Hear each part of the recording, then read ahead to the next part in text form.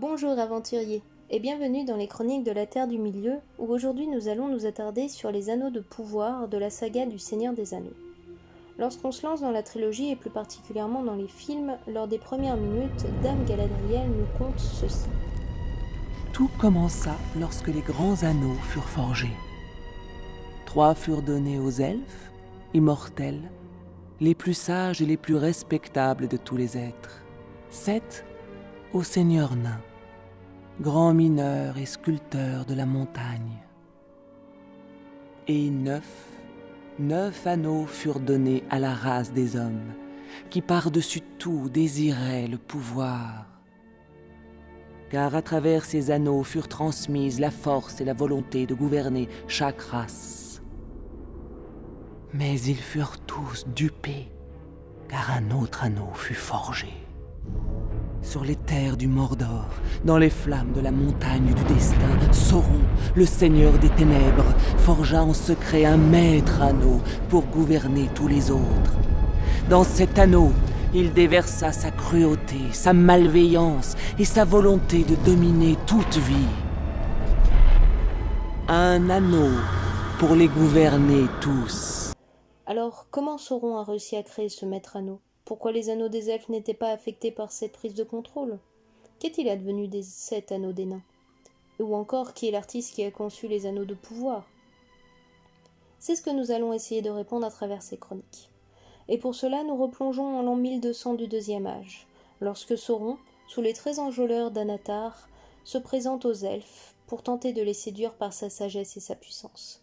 Certains elfes, pensant que c'est un envoyé des dieux Valar, lui font confiance, et plus particulièrement les elfes orfèvres d'Égérion et un maître forgeur, Celebrimbor.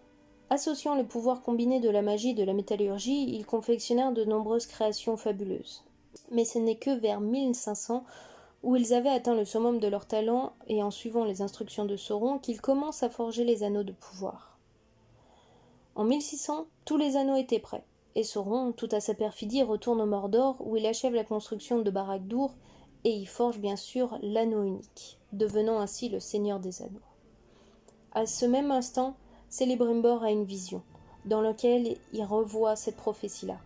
3 anneaux pour les rois elfes sous le ciel, 7 pour les seigneurs nains dans leur demeure de pierre, 9 pour les hommes mortels destinés au trépas, 1 pour le seigneur des ténèbres sur son sombre trône.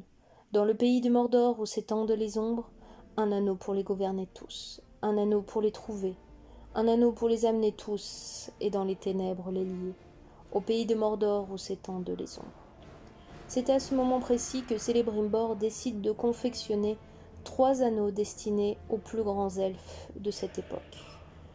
N'ayant pas eu la corruption de Sauron à cet instant précis, ces anneaux ne seront pas contrôlés par l'anneau unique créé par Sauron lui-même. S'ensuivra une grande guerre entre les elfes d'Égérion et Sauron lui-même.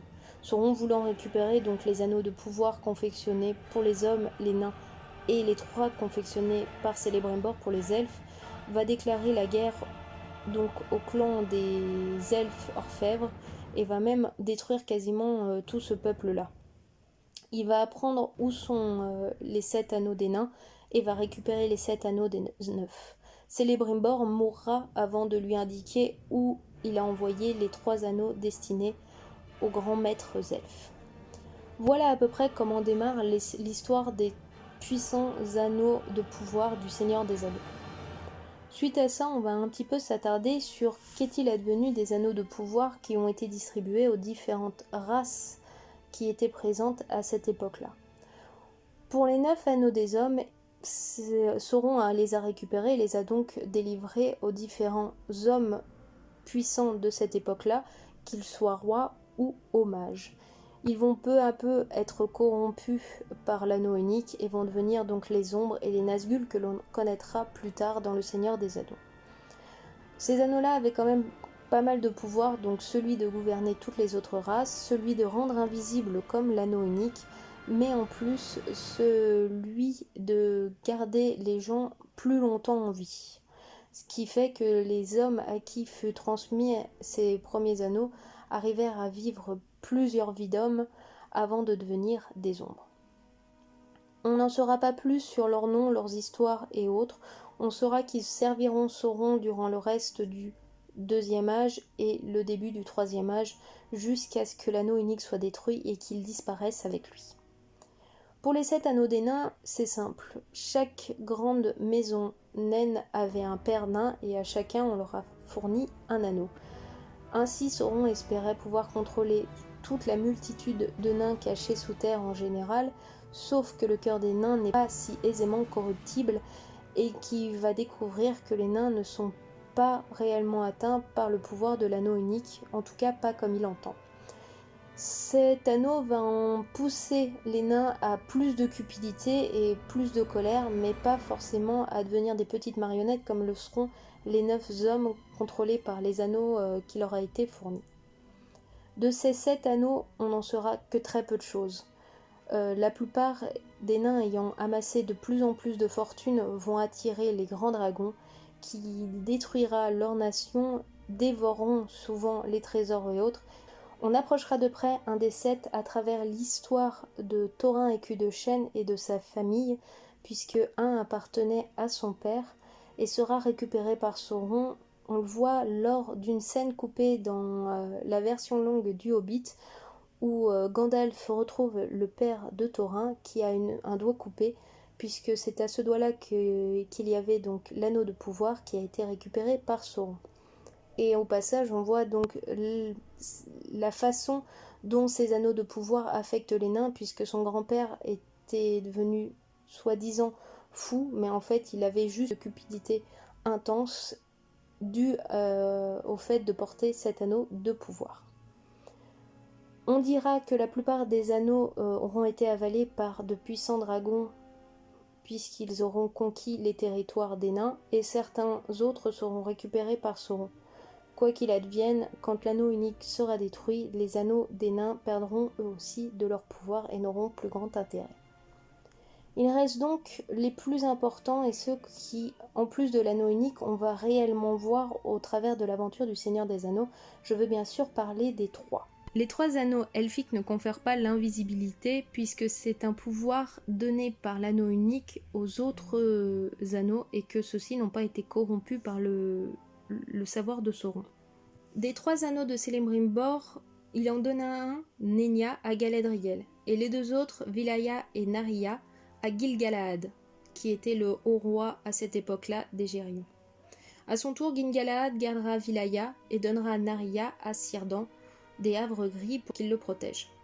Ensuite, il marchera à la guerre dans la dernière alliance, il donnera Vilaya à Elrond, qui Elrond l'enverra à Imladris, ou Fond de Comble, qu'on connaît un petit peu mieux sous ce nom-là dans le Seigneur des Anneaux. On a une petite version alternative dans les contes et légendes inachevées qui dit que, durant le premier conseil du second âge, il a été estimé sage qu'Elrond reçoive Vilaya et que Gil-galad garde Narya, jusqu'au départ à la guerre lors de la dernière alliance, et qu'alors il le donne lui-même à Círdan. Commençons par le plus puissant des 3 anneaux elfiques offerts par Celebrimbor. Il fut donc remis à Gil-galad qui le garda donc de 1693 jusqu'à sa mort sur le champ de bataille contre Sauron, où il sera donc ensuite remis à Elrond qui était à cette époque-là le héros de Gil-galad, qui lui-même décidera donc de l'emmener à Imladris ou Fond de Combe, où il servira de protection au sanctuaire qu'il va créer. Grâce à ça, Fond de Combe sera préservé du temps, et on dira qu'au-dessus brilleront les étoiles les plus belles de toute la terre du milieu, qui reflèteront de la puissance de l'anneau porté au doigt de son seigneur Elrond. On verra très peu Elrond le mettre en avant, par contre ça lui arrivera, et plus précisément lorsque on voit la déferlante d'eau arriver sur les Nazgûl pour protéger donc dans les livres un elfe et Frodon, et dans les films c'est donc Arwen et Frodon, de leur attaque. À savoir qu'à cette époque-là, si l'eau avait pris la forme de chevaux en train de galoper, c'était grâce à Gandalf qui avait eu envie de ce petit visuel-là, on va dire. Donc Elrond le gardera avec lui tout le temps jusqu'à ce que donc l'anneau unique soit détruit, que Vilaya perde son pouvoir en même temps que l'unique et donc qui décide de quitter les terres du milieu pour les terres éternelles. Passons ensuite à Narya, appelé aussi anneau de feu, qui est orné d'un rubis. Narya fut donc fourni à Círdan, le charpentier, qui le garda secret un long moment et qui lui donna un atout majeur en disant qu'il réanimait la flamme des cœurs en ce monde gagné par le froid. Il la conserva un long moment jusqu'au jour où, aux environs de l'an 1000 du troisième âge, les Istari ou magiciens vinrent en terre du milieu pour aider à la lutte contre Sauron. Le dernier à venir des Istari fut Gandalf, et Círdan fut amené à lui remettre Narnia quand il vit qu'il aurait le meilleur usage qui soit de l'anneau. Il lui remet donc l'anneau car il perçoit le destin du magicien et voit qu'il l'aidera dans ses différentes missions qu'il va accomplir pour sauver le monde de l'emprise de Sauron. Durant justement la saga du Seigneur des Anneaux, on va voir l'activité donc de cet anneau unique lors de son combat contre le Balrog et où il va dire clairement « Je suis le gardien du feu secret, détenteur de la flamme », qui veut bien sûr faire référence à Narya. Il nous reste enfin un tout dernier anneau, celui-là n'aura eu qu'un porteur, il n'aura pas été transmis de main à la main. Je veux parler bien sûr de Nenya. Nenya qui fut offert par Celebrimbor directement à Galadriel, où on sous-entendait qu'il en était tombé légèrement amoureux et qu'il voulait un anneau unique pour sa dame. On dit que l'anneau était gardé par Galadriel en Lorien et qui possédait un éclat égalant toutes les étoiles. Le pouvoir de Nenya était la protection contre le mal, et il était dit que comme la latte Lorien était protégée par Nenya, elle ne pouvait tomber que si Sauron en personne attaquait. Galadriel se servit de ses pouvoirs pour créer et entretenir la latte Lorien, mais il augmentait aussi en elle la nostalgie de la mer et le désir de retourner aux terres immortelles. Une fois l'anneau parti, donc après la destruction de l'unique, la magie et la beauté de l'Alorien diminuèrent et il se dépeupla lentement. Lorsqu'Arwen mourut en l'an 121 du 4e âge, l'Alorien était déserte et en ruine. On voit très bien que, en plus d'embellir les personnes et de tenir longtemps en vie les porteurs des anneaux, ils ont aussi un effet protecteur sur les zones. Fond-de-Combe était un sanctuaire d'une très grande beauté où les étoiles étaient sans pareil. L'Alorien était une forêt où on se sentait en sécurité et protégé, toujours magnifique, florissante et autres. Ainsi, au moment de l'histoire du Seigneur des Anneaux, les 3 anneaux elfiques étaient entre les mains des sages, Gandalf, Elrond et Galadriel. Les 9 étaient gardés par Sauron pour avoir la main mise sur les Nazgûl, tout comme 3 des 7 anneaux. Les 4 autres, on pense avoir été dévorés par des dragons, et l'unique était donc entre les mains de Frodon Sake, le Hobbit. Voilà qui conclut donc cette chronique sur le Seigneur des Anneaux et les Anneaux de pouvoir. J'espère que ça vous a plu, je vous souhaite une très bonne soirée, nous on se retrouve la semaine prochaine pour plus de chroniques sur les terres du milieu.